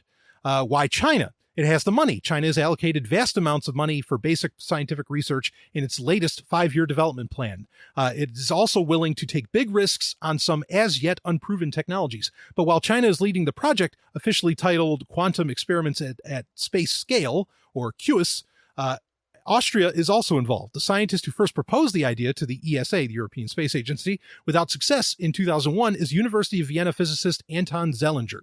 He is now working on the latest project under the man whose PhD he once supervised, Pan Jianwei of the Chinese Academy of Sciences. Is anybody else trying this? Yes, but with smaller, less risky projects. Canada, the US, Japan, and European Space Agency, and others are also involved in the field. The UK's University of Strathclyde oh God, has also teamed up with the National University of Singapore to do quantum experiments on board tiny satellites. But China's is by far the most ambitious project to date. If its attempts fail, the others' relative caution may seem sensible. If it succeeds, they'll be playing catch up fast. What are the applications of all this? In the face of ever more powerful hacking and surveillance, which could one day also include powerful quantum computers, the security of commercial communications is also increasingly important. Quote, quantum computing is largely seen as the next big thing in communications, says Mark Eckstein. Anyway, the broader technology has applications for precision too, he says, in everything from healthcare to industrial production. Quote, there are millions of applications. Some people say quantum computing could change everything, end quote. Okay, so we are cautiously, I don't want to say optimistic, but we are cautious about quantum computing in general on Sovryn Tech. But now quantum encryption is a thing. In fact, we talked about it maybe 2 years ago on Sovryn Tech, where the U.S. government, or DARPA in general, was testing out, these lines, these cables that allowed for pure quantum encryption between the cables. But the problem is that you couldn't daisy chain them so well, and you'd lose the quantum encryption between each computer. Okay, as good as quantum encryption, theoretically is. Now, how this works by, literally laser beaming it down from space down to the Earth. This operates in the idea that if something tried to intercept, say, the laser transmission, picture the key, or picture the message, the entire encrypted scheme like a bubble. Okay. And when you try to intercept that bubble, the bubble will pop into other bubbles. And then, you can't get anything out of those other bubbles, and you can't keep intercepting those bubbles. That's kind of I think that might be the easiest way to explain this. And so, in theory, it works very well. The hard part is solving this attenuation to where, there's degradation and lack of precision in aiming this off. But using lasers to transmit data and all that, this is something that is really coming forward. Now, if this just becomes a technology of the state, of course, it's a terrible thing. This is something that consumers should be able to get access to. And of course, these aren't lasers that are going to fry anybody. I hope you know that. But the idea of using lasers to transmit, data, this kind of falls under what's called Li-Fi, which is laser internet. And people are testing this out. Now, there are some issues or some challenges that they're still working out, line of sight, different things. Okay. But the idea that instead of using radio signals, you would actually use lasers between systems, like the ultimate mesh network. Okay. To where you would, it would just bounce off of every system that could receive the laser transmission, and it would get where it needs to go, it would know just by the encoded data within it. Now, the nice thing is that theoretically, we could quantum encrypt within Li-Fi. This is the beauty of this technology to me. Okay. And hopefully, eventually, like I said, if it works, it would trickle down to the consumer at some point, or there'd be open source versions to where, the everyday person could make use of it, because that is really exciting. Because then with laser, you could create the ultimate mesh network with the best encryption that we can think of, theoretically. That's really exciting. This is actually exciting technology. I'm not excited that China's doing it. I'm not excited that any government's doing it, but I'm excited that it might actually be possible.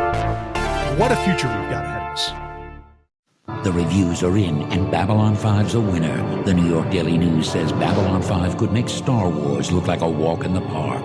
The Chicago Sun-Times calls it a welcome addition to the sci-fi universe. Impressive, perfectly scaled for TV, raves the LA Times. And the Kansas City Star says Babylon 5 is one space station you're likely to want to visit frequently. See for yourself what everyone's talking about on Babylon 5. Babylon 5 is available for download on your favorite torrent site. See it now to experience the greatest show in television history. Babylon 5.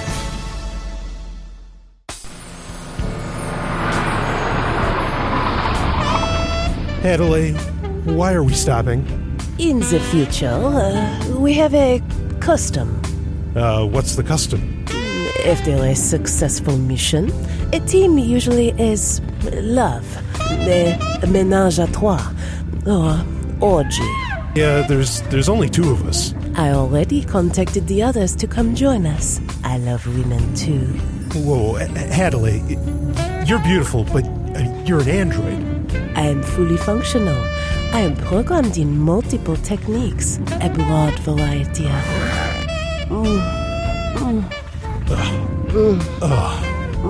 Wow, I guess so. You did say you move fast.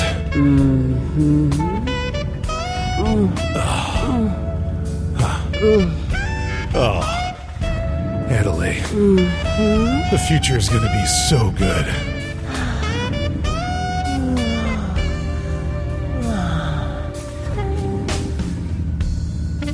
The climax. Ooh, it is time for the climax, where I talk about whatever the hell I want to talk about. I hope you dug that little a little bit of history that we went through earlier. Man, it's been a hell of a show. Like I said, there was so much to try and jam pack in. I really do hope. In fact, you know what? I just as I was during the break there, I got another person signed up for Patreon. Thank you so much. $10 actually, and I'm just ridiculously honored for that. $10 a month. Thank you. Again, if we can get to our goal of $500 a month in Patreon, then I'll be able to afford to be able to do 2 episodes a week of Sovereign Tech. And then maybe I won't have to jam all this stuff in every week because there's so much I want to talk about, so much I want to say. So anyway, but I got to be able to afford to do that. And so thank you so much, Patreon subscribers. And I hope you enjoy the exclusive content. And thank you to the person that literally just signed up, with that gracious donation, right while I was recording the show. So anyway, now I get to talk about what I want to talk about here. And I haven't done this in a while. I haven't talked about really a TV show or a miniseries in a long time. So I watched a miniseries, which was originally supposed to be a TV show, but they're not going to go forward with it. And I'm going to tell you spoiler alerts. Okay. And that's the only one you get. Because there's a big hook in this.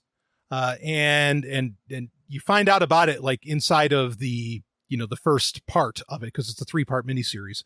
You find out about it within the first part. So it's not like most of the time you don't know, but it's not a hook at the end. So I'll let you know, I'm just letting you know that spoiler is going to be here. The show is called Ascension. So if you want to stop now and you want to watch it before I reveal the hook, the first part hook, do so now. But Ascension was, so I saw the announcement for it and I actually thought it was a really intriguing idea. Okay. Yeah. It's full of state-filled bullshit and militarism and whatever. Fine. I get that. Okay. There's so little science fiction that is. But this was made by the Sci-Fi Channel, came out in 2014. Okay. So it's been a couple years, been an opportunity for everybody to see it. And it was originally supposed to be, I think they ordered like 6 episodes. And what they ended up doing was just combining them all together into a 3-part miniseries. Though you can still see in the credits where you can see the episode numbers and everything, which is kind of funny. But this has the premise of the show, at least when it was initially advertised, was that in the 60s, in 1961, I think particularly, or something like that, NASA created, NASA and the U.S. Army, whatever, they created a program called Ascension, where they were going to send a group of people, military and scientists and whatever else. They were going to send them to Alpha Centauri, I believe Proxima more particularly. And I think I got that right. Anyway, so it's this mission. I watched it last week. So it's a generation ship. And of course, I don't agree with the very concept of generation ships. But yeah, they called it Project Orion, which is interesting in itself because there actually was a Project Orion, which was, that JFK was fancying, that he was dealing with, and that like Freeman Dyson was on board with. In fact, Freeman Dyson's son, the scientist, his son, George Dyson, has written about this in a book called Project Orion, which is an amazing, really just an amazing read. Yeah, it was to a planet orbiting Proxima Centauri. Sorry, not Alpha Centauri. Anyway, in Ascension, they actually end up, what it appears is that they create the ship. And so you have a bunch of people. This is the idea. You have a bunch of people on a generational ship from the 60s that are still living, because the show takes place in the modern day, that are living on this ship, but they still act like the culture of the 60s. like they didn't evolve culturally there. And so they're still watching, like the older movies, black and white movies and all of this. And it's even, pre-Star Trek. So they wouldn't even be able to watch Star Trek or anything like that. And it was such an interesting premise because I was like, well, that's kind of cool. Like, what would it be like? And this is what I thought the show was going to be like. What would it be like if, people from the 50s and 60s, like encountered other planets, and encountered other aliens, and like, what kind of technology would it have? Would they put nukes on it so that they could take on other alien species? Like, what would all that be like? Well, come to find out, this kind of, so here's the hook, the story hook that they give you, or the twist, I should say. This is more of the twist, is that it's not, they never really took off. Turns out it's like this social experiment, or at least that's what you start to believe halfway through. Because at the end of the first part, you find out that they are all just in this simulator. But it is a second generation of people that took off from Earth. They actually thought they took off from Earth, but they didn't. Do you get what I'm saying here? And so the Ascension is actually on Earth. It's just in this giant room. And I mean, the spaceship is full size. But it's however many, 40, 70 people, something like that, on the spaceship. And so you find out it's actually all an experiment, and that there are problems within the experiment. There are failings that are going on, and then there's like murders, and the guy that's in charge of the program, he's interfering with the social experiment. But the claim is overall that it's some kind of social experiment. Of course, what you find out by the third episode, okay, and again, I'm kind of giving this away, is that really it wasn't just a social experiment about, how do humans handle living in space on a generational ship. But it's actually an experiment to try and create like this star child. Like there's this you only get hints of it. There's some kind of religion going on there to where you're creating this advanced human. Honestly, kind of smacks of what we were talking about during the segment about CERN, in this episode.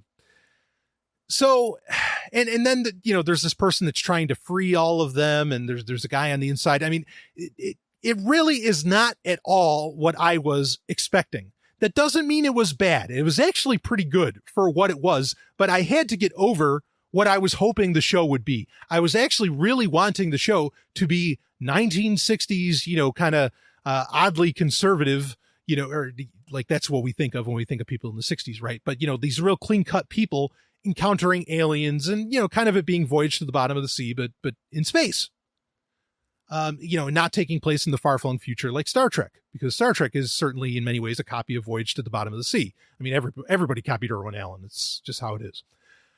Which, by the way, yesterday, August 19th would have been the 95th birthday, for Gene Roddenberry. And wow, talk about a guy that means a lot to my life and definitely inspired me.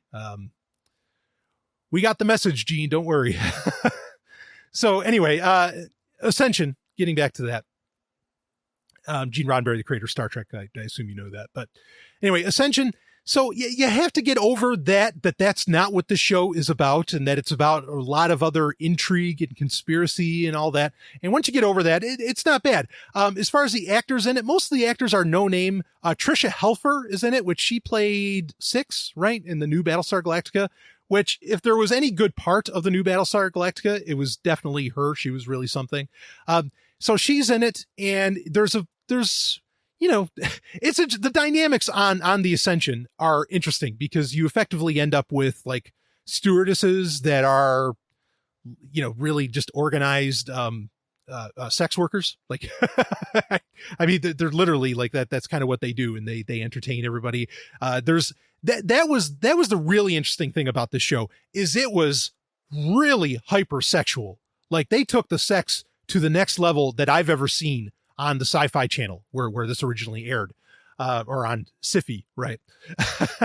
I mean, there was, you saw doggy style. I mean, there wasn't a whole lot of nudity outside of you got to see everybody's ass. But other than that, you got full hints of everything that was going on. So, yeah, I mean, there was threesomes, there was, the whole thing. So I was pleased with that. I really would have rather had the show.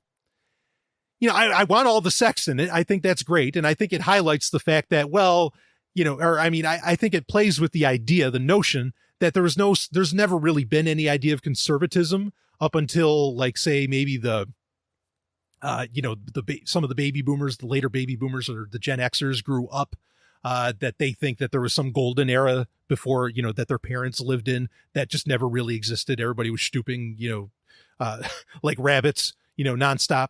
And of course on the ship, they have some kind of injection, that keeps them from being able to have children, but then they have some kind of technology on there, they can take it out and then they can have kids on it so that way they can control the population and everything. There were some other interesting like social things that they set up, but it was an exploration, at least in some ways, about what it's like to live on a generational ship. Now, as I've said on Sovryn Tech, I think generational ships are completely unethical, because how dare you have children that, you are effectively birthing them to be your slaves to get you to some other planet. That's like having kids for the sole purpose of building you a castle. That is literally slavery. Totally unethical to do generational ships. But regardless, the show is about this whole generational ship thing. But it did end up coming down to this idea of creating this star child, creating this, this, and there is this young girl in the show that ends up getting these really these interesting psionic telekinesis and, other kinds of powers.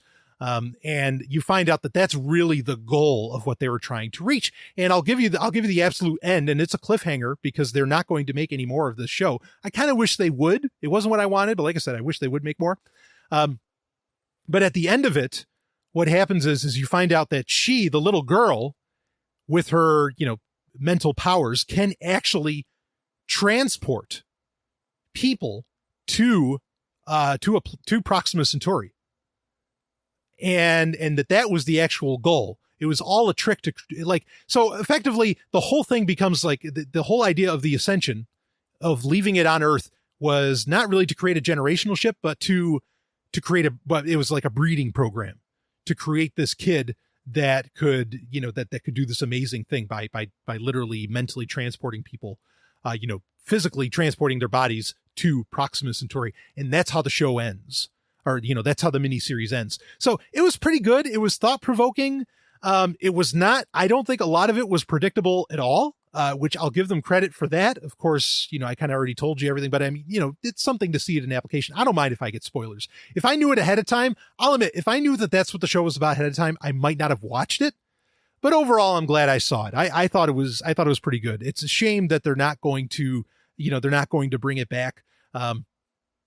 Because there's a lot of little things that they hinted at in that, like the idea that there is this idea of the Star Child, that there is some kind of this ancient religion that this NASA program was trying to bring into reality.